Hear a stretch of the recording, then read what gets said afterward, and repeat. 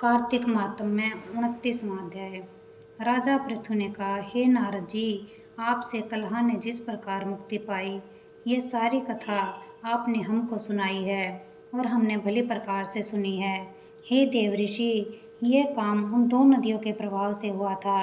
कृपा करके मुझे ये बताने की कृपा कीजिए। कृष्णा नदी साक्षात भगवान श्री कृष्णचंद्र जी महाराज का शरीर और वेणी नामक नदी भगवान शंकर का शरीर है। इन दोनों नदियों के संगम का महात्म्य श्री ब्रह्मा जी भी वर्णन करने में असमर्थ है। फिर भी चूंकि आपने पूछा है, अतः मैं आपको इनकी उत्पत्ति का वृत्तांत सुनाऊंगा। ध्यान से सुनो। चाक्षासु मनवंतर के आरंभ में श्री ब्रह्मा जी ने सहाय पर्वत के शिखर पर यज्ञ करने का निश्चय किया। वह सब देवताओं, भगवान विष्णु और शंकर जी यज्ञ की सामग्री लेकर उस पर्वत के शिखर पर गए। तब महर्षि भृगु आदि ऋषियों ने ब्रह्म मुहूर्त में उन्हें दीक्षा देने का विचार किया। इसके बाद उन्होंने श्री ब्रह्मा जी की पत्नी तवरा को बुलावा भेजा। वह बड़ी आहिस्ता से आ रही थी।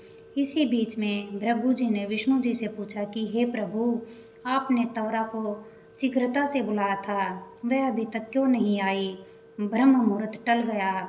इस पर भगवान विष्णु ने कहा, यदि तवरा यथा समय यहाँ पर नहीं आई तो आप गायत्री को स्त्री मानकर दीक्षा विधान कर दीजिएगा। क्या गायत्री पुण्य कर्म में ब्रह्मा जी की स्त्री नहीं हो सकती?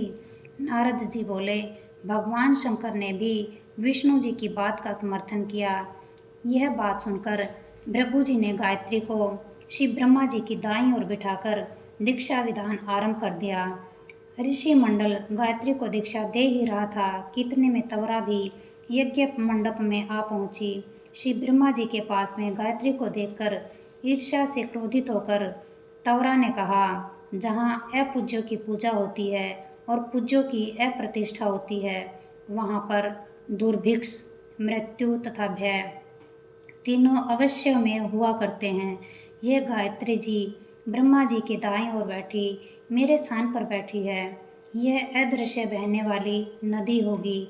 आप लोगों ने अविचार से इसे जो मेरे स्थान पर बैठाया है, अतः आप भी सब के सब जड़ रूप नदियां होंगे। नारद जी ने राजा पृथु से कहा, हे राजन, इस तरह तवरा के शाप को सुनकर गायत्री मारे क्रोध के आग बबूला होकर अपने होठ काटने लगी। देवताओं के मना करने पर भी उसने उठकर तवरा को शाप दे डाला। गायत्री ने कहा, ब्रह्मा जी जैसे तुम्हारे पति है, वैसे ही मेरे भी पति है। तुमने व्यर्थ ही शाप दिया है, अतः तुम भी नदी हो जाओ। नारद जी ने कहा, तब तो देवताओं में भी खलबली सी मच गई। वह तवरा को दंडवत करके कहने लगे कि हे देवी, तूने जो ब्रह्मा आदि सभी देवताओं को शाप दिया है, इससे यदि हम सब जड़ रूप नदियाँ हो जाएंगे तो फिर निश्चय ही ये तीनों लोक न हो पाएंगे, क्योंकि यह शाप तूने बिना विचारे ही दिया है, अतः तुम इसे वापस ले लो। तवरा ने कहा, हे देवतागण, आपने यज्ञ के आरंभ में श्री गणेश जी का पूजन नहीं किया, इसलिए यह विघ्न उपस्थित हुआ है।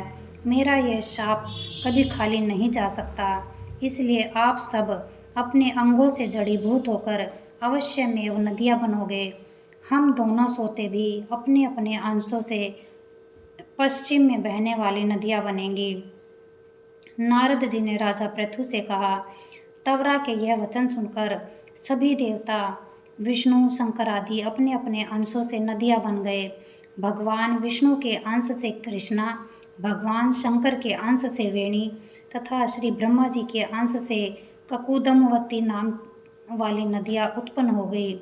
सभी देवताओं ने अपने अंशों को जड़ बनाकर वही सहाय पर्वत पर फेंक दिया।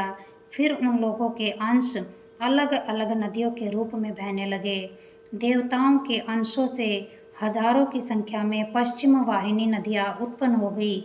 गायत्री और तवरा दोनों पश्चिम वाहिनी नदियाँ होकर एक साथ बहने लगी। उन दोनों का नाम सावित्री पड़ा। श्री ब्रह्मा जी ने यज्ञ स्थल पर भगवान विष्णु और शंकर जी की स्थापना की। दोनों देवता महाबल तथा अतिबल के नाम से विख्यात हुए। राजन, कृष्ण और वेणी नदी की उत्पत्ति का यह वर्णन जो मनुष्य सुनेगा उसे दर्शन और स्नान का फल प्राप्त होगा। जय भगवान। सुख शांति, सुख शांति, सुख शांति।